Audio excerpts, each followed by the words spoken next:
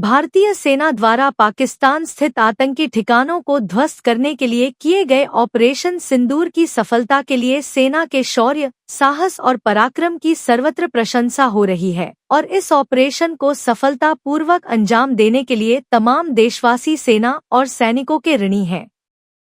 Press बयान में प्रदेश कांग्रेस के पूर्व मुख्य प्रवक्ता प्रेम कौशल ने कहा कि पहलगांव आतंकी हमले में देश की जिन बेटियों की मांग के सिंदूर को पाकिस्तानी आतंकियों ने निशाना बना मौत के घाट उतारा, उनका आज भी कोई नामोनिशान पता नहीं है और जब भारतीय सेना सफलतापूर्वक हिसाब चुकता करने की कार्यवाही को अंजाम देने में लगी थी तो ऐसी स्थिति में विदेशी दबाव में उसे बीच में ही खत्म कर आतंक का सबब बन चुके पाकिस्तान, जिसे अब आतंकिस्तान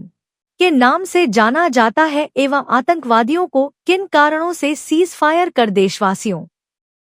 को निराश करने तथा सेना का मनोबल तोड़ने का कार्य किया गया, यह किसी की समझ में नहीं आया। भारतीय सेना द्वारा पाकिस्तान के आतंकी ठिकानों को ध्वस्त करने के लिए अंजाम दिए गए जो ऑपरेशन सिंदूर है, उसकी कामयाबी के लिए, उसकी सफलता के लिए हमारी सेना बधाई की पात्र है और पूरे देश में, पूरे विश्व में हमारी सेना की जो शौर्य है, सेना की जो बहादुरी है, सेना का जो साहस है, उसकी प्रशंसा हो रही है। लेकिन दुर्भाग्यपूर्ण पहलू ये है कि जिन बेटियों का, जिन माताओं का, जिन बच्चियों का, जिन बहनों का पहलगांव के आतंकी हमले में सिंदूर उजाड़ा गया, उनके सिंदूर का बदला लेने की बजाय जिस तरह से आधे अधूरे एक ऑपरेशन सिंदूर को बीच में रोककर एक विदेशी ताकत के दबाव में आकर हमारी सरकार ने इस ऑपरेशन को रोका, वो दुर्भाग्यपूर्ण है। और अब प्रधानमंत्री अपने भाषणों में कह रहे हैं कि उनके रगों में खून की जगह गर्म सिंदूर जो है वो दौड़ रहा है, वो खोल रहा है।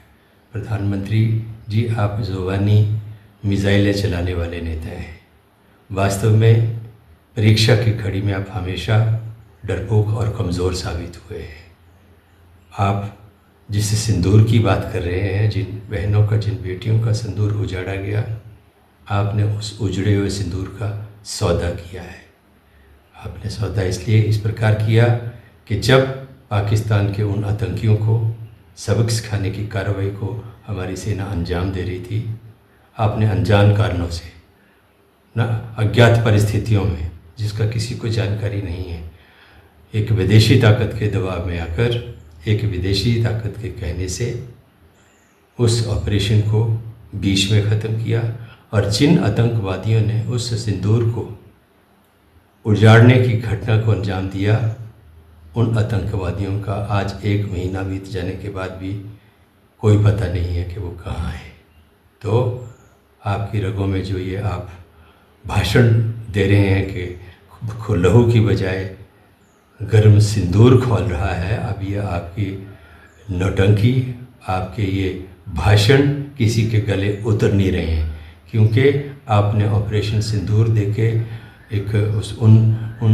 बेटियों के सिंदूर को उजाड़ने का बदला लेने के लिए देश को भावुक किया। देश भावुक भी था, लेकिन वो बदला लेने के बजाय आपने उस सिंदूर का ना जाने किन कारणों से आपने समझौता किया, सौदा किया। तो इसलिए मैं तो कहूँगा कि आप उस उजड़े हुए सिंदूर के सौदागर हैं।